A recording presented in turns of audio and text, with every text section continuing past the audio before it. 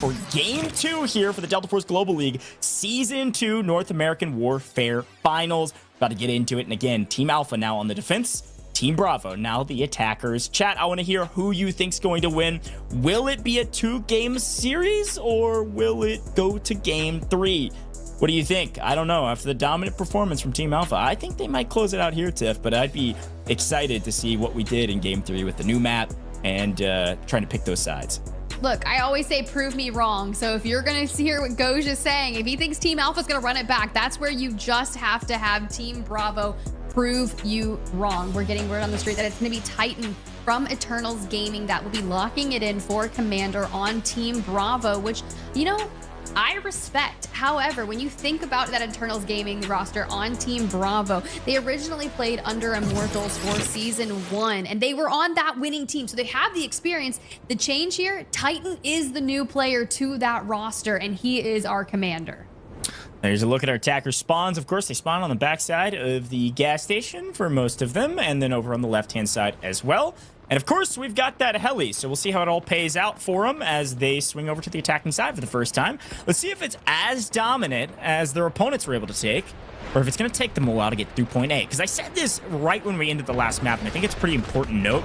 It's not necessarily about if you can take point A and B, it's about how fast you can take point A and B, and how many lives you end up using. Because the defense had a great hold on C1 and C2 last time. They just couldn't hold it for long enough because there were so many lives going into that one. So there's a quick look at our attackers trying to pick up some of the forward advanced players who have likely set up some tactical respawn beacons. See if we're able to get those respawn beacons, Tiff, and also get some of these kills. Yeah, definitely. Look, here we go. Pop on in. 5 HP. Doesn't matter. Still in a 1v2 situation, and Industrial is going to have to bring up the backup. Data Knife gonna go out, and we're still trying to lay low. Get that health to regen. We find some moments of just peace, but not gonna have that when two are saying, no, someone's up there, but you know what else is up there? What the heli? It's a heli. And I'm super excited to see what they're going to bring to the table besides just staring up into the air, putting that pressure onto A. This is where you can see the importance of it, but we're gonna see it from the Team Alpha side of things on the receiving end. Yeah, it's extremely important you keep your helicopter alive and your tanks alive while also creating some value. So you can see that helicopter playing pretty timid right now because, again, usually A is a decently easy point to cap, and you're going to need that helicopter to help with B1, make B1 extremely easy so that it's really just a fight for B2. That's what we're seeing a lot from the strategies of a lot of these players. The helicopter doesn't really need to get very active at all besides just kind of shell the point wherever they can and really just make sure you don't get taken down by a Javelin or a couple of other rocket launchers. I mean, a well-placed AT-4 would be nice, but a pretty difficult task with the speed of that heli. Playboy here, getting all the goods down. Look, I'm telling you, those recon operators, imperative when it comes to success here on Threshold, and Playboy just kind of going through the package, cooldowns on that detection arrow going through, but you do still have that one frag in pocket. It's going out, it's going to be connected, and now we're going to get all that information. We don't care if the engineers are going to try and bash us in with their shields and make a play. We are going to move around it, but check it out. Look who's in that missile, trying to grab the heli if they can. It looks like Nori may have just missed out, but don't worry, we're gonna fly around and see if we can get a connection. Not gonna happen, but I'm not gonna lie. The engineering side of things looks good on you. You pulled off from the Byron. So we saw it. Switch ups are here. Yeah, I'm a big fan of Oliver using their guided missiles to try to weaken this helicopter and hopefully rip it out of the air. Very close on that one. Helicopter well piloted, able to dodge, and so far attackers they've touched A, they've taken a little piece of it, but they aren't able to fully capture it down right now. Defense looking very strong and looking like they own the place still. Threshold may just be Team Alpha's map. Won the attack and now winning the defense thus far. I mean, look, we're just picking them apart. We're just kind of roaming. That's kind of what we saw from our commander on Team Alpha when it came to it. We were just kind of picking those fights that kind of led us to finding a lot of success in terms of kills, but I mean, not picking anyone up. I think it was like 5 or 6 reses from game number 1, but that's okay because you're gathering information, you're looking for the pushes, and you're coordinating them throughout your other teams on Team Alpha, and that is the most important part. But now we're going to jump on board with the Syndicate, and let me just tell you, Mr. Wormy had 38 kills in game number 1, so a lot of time looking for those kills. Yeah, and I'm going to be honest, the defense is doing a really good job of making sure their vehicles stay alive. I'm pretty sure they were able to cut down the helicopter, by the way, with the use of their vehicles. So now there's got a pretty big advantage on the side of the defense. I will say it looks like the attackers have been able to get a transport vehicle in, and I think they've still got their tank off in the distance, but not getting a ton of value out of them. This is kind of forced the attackers to start playing much more aggressive and at risk of losing some of their vehicles in order to at least capture this point and keep fighting another day. So watch out for that. You'll likely see their tank, if it does decide to push up, immediately be targeted by the defense, and something to pay attention to. Yeah, something to pay attention to is they're down to 100 tickets. And we're not seeing a budge just yet. But this is where you're going to get that information from your commander to help with that. Looks like they're going to mark a high value objective. So your commanders are allowed to do several things in the Victory Unite mode, whether that is A, shorten the redeployment time for your team, or B, mark a high value object to get extra points for it and kind of try to unite the entire team around that. Yeah, I gotta say, Hempskate has picked up, I think, like 7 kills in the vehicle they're using, wiped another vehicle from the attacker's side, and is maintaining a power position on the backside. Maybe finally got cut down, I'm not sure, but even still got a ton of value. And now the defense, this is really reminiscent to what NYXE did last Global League Series in Season 1. This is the exact same thing. NYXE on the defense now for this team. Obviously, Snarf, the commander, they had so much pressure that they eventually were able to push up to these front lines and essentially spawn trap the attackers. The attackers couldn't get any value, and it looks like they've got a bird in the air yet again. I don't know if they're going to get any value out of it, but it's not really will they, it's that they have to, Tiff. They've got to make an aggressive play here or they're going to be stifled. You can see, look at what the attackers are trying to do. They said, okay, we are spawn trapped on the gas station side. Let's swing all the way around the outside as a unit. It's going to be our only play to try to play kind of a flank on the defense and then make a play for the point. But it looks like they're all being eliminated off to the right-hand side. Hey, definitely are, but honestly, if you're for Fun Esports, you're reeling in this. Winning all alone in Delta Force Global League Season 1 alongside NYXE, kind of running it back, right? So you're looking for be the 2-time at this point in time, especially when $10,000 on the line, and G7 looking to join them if they can. And now you've got Johns is hot, just kind of making sure that we are breaking it down to 50 tickets almost. Just hanging in there. This is crazy. They're going to have to get A as soon as possible. I don't know what that player's trying to do from the top ropes because Mr. Wormy's like, nah, bro, I'm the one that has the height advantage usually. Yeah, that's exactly right.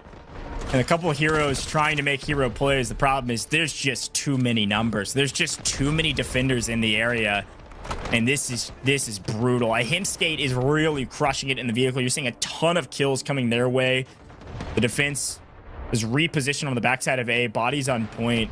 And the helicopter's trying to help. Look at it swirl through the sky, but it's just not getting a ton of value right now. Having to evade likely javelins and Allure guided missiles. Maybe even some AT-4 shots. They need a miracle right now. If I'm the attacker, I need to call in something. I don't know if we have enough score to do it yet. But we've got to break through this front line of the defense. Right now, they are an iron wall. Ooh, and even with the health going so low, we hold it together. That therapeutic pistol goes crazy before being ripped to shreds the moment you enter that small building. Look, this is wild, Goj. We're down to 15. What do you do if you're looking for a last hold for the defense? Because Team Alpha right now is just too strong. Yeah, what you do is you get risky with your vehicles. That's exactly what they're trying to do. They're able to get a vehicle onto the point, open things up for a moment, but then it was a risk of losing the vehicle. The problem is you've got to take the risk. You just got to get onto the point, and it doesn't look like the attackers have enough bodies, enough position to do it. They cannot make a move through this defensive curtain. This is unbelievable. Push from the defense, a great hold, a great trap. And I think we're going to end it right here on the very first point. Team Alpha is just the superior team, and there's a late push, a late effort with 1 life remaining for the attackers team. We do go to overtime. The attackers are trying. This would be a unbelievable story that we would talk about for a very long time if they're able to win this map. I don't know if it's going to be enough, but they have enough bodies here. What? It's really close. They get what? Oh my goodness, in overtime. is just about getting bodies on the point, and they were able to do it. Good grief. We've got 60 lives going to B1 and B2. Is that going to be enough? I don't know. But the show goes on. I mean, look, that was straight whack-a-mole trying to pull him off of A, and there was just nothing they could do. I was just watching it. It hits 50%. It keeps chugging. Next thing you know, they capture it, and I'm like, how is this even possible? How is Team Bravo making this work? I respect it. The fact of the matter is they did. Now we set our sights over to B1 and B2 with 60 lives. It's going to be incredibly difficult, but you know what? Life is hard. I've seen harder things, so I want to see them break it down. What a great rallying cry for this team. Life is hard, but I've seen harder things. Let's push on forward. Anybody could do hard things if you set your mind to it. Let's see if our attackers have the right mindset for this, or if they're just reeling and just trying to breathe after a narrow almost loss in this entire tournament. Folks, I gotta remind you, as we only have 55 lives remaining for B1 and B2, for us to continue this competition at all as Neo gets taken down, the attackers have to win this map to force game 3. This is a single best of 3 for the finals. If the defense holds here, the defense wins the entire tournament. And it looks like the attackers just barely catching the edge of B1, at least making sure that this isn't a clean sweep on B1, B2.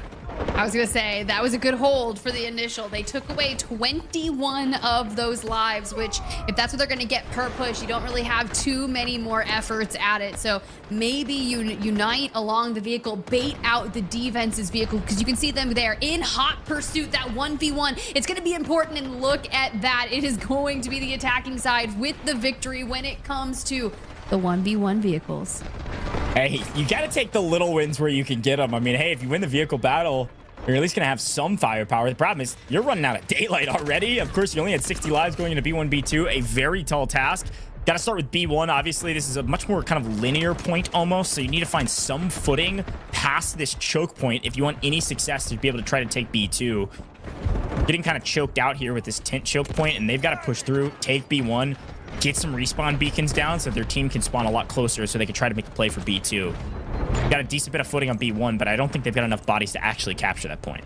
All right, let's go back to the free cam. Let's get an overlook of what we are witnessing in the setups here. Implosions, explosions, all of the above. Just that sheer chaos that you mentioned at the top of the show here for B1 and making things more difficult. I don't know if they're going to get overtime on this one, Tiff. I'm going to be honest. It does look like the attackers have been able to swing around the left side, and maybe are going to go for B2 instead of B1, which is not a terrible idea, especially with the artillery strike on B1. But I like the strategy. At least they're fighting for it, and right now, it's still possible. Okay, Mr. Wormy, I see where you were getting those kills from in game number 1. You making plays like this. Let's keep on moving throughout. You break the corner. He's already gone. Now you set your sights on. This is going to be a big moment here. Just a couple players. You're just sheer outnumbered. Kind of unfortunate, but you know what? 6 lives. Are they the overtime warlords? Is this their key to success? Do they thrive under that amount of pressure? So they want to keep it for themselves? I don't know, but G7 is 4 lives away from being a winner here in Season 2. Yeah, they've found their way all the way to B2 and captured a point, but with only 2 lives remaining, yes, we've got the urgent backup deployment active. It's going to be ending here at the end of the game because that is it, folks. As much as they put up a fight, Team Bravo taking down Team Alpha, your champions. They win map 1 on the attack. They dominate all the way through. We thought they were going to hold on the very first point of the second map, but then they're able to hold on the second. 20v20, victory unite, but it all came down to a couple key heroes and great team chemistry from Team Alpha. Crushed it. Not even close, just utter domination, front to back, attack and defense. That is wild. Just wild.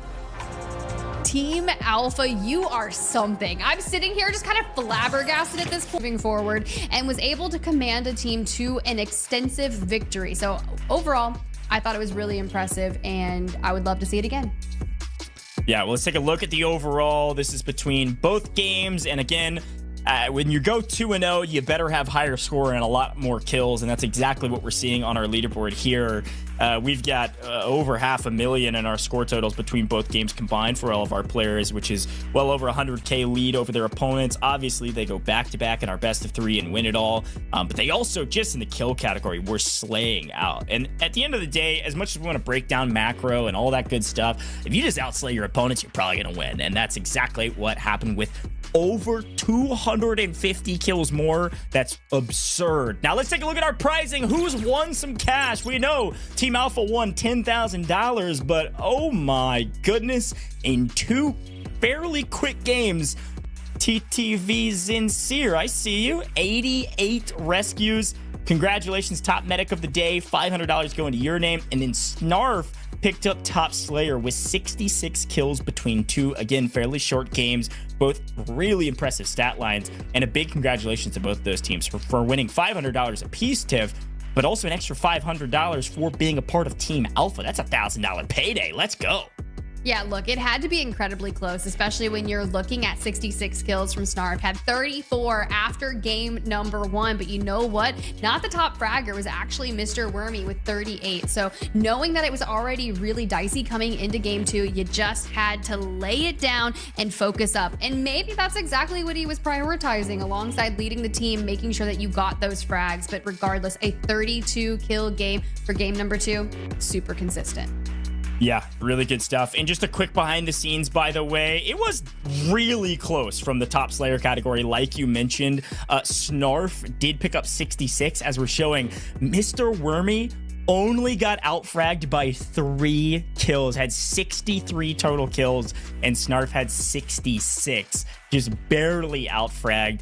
So congratulations to both those players. Really a great day. And then G7's Leo TZZ at 55 there for 3rd in that category. And then on the top medic side, it was Zinsir at the top by a mile.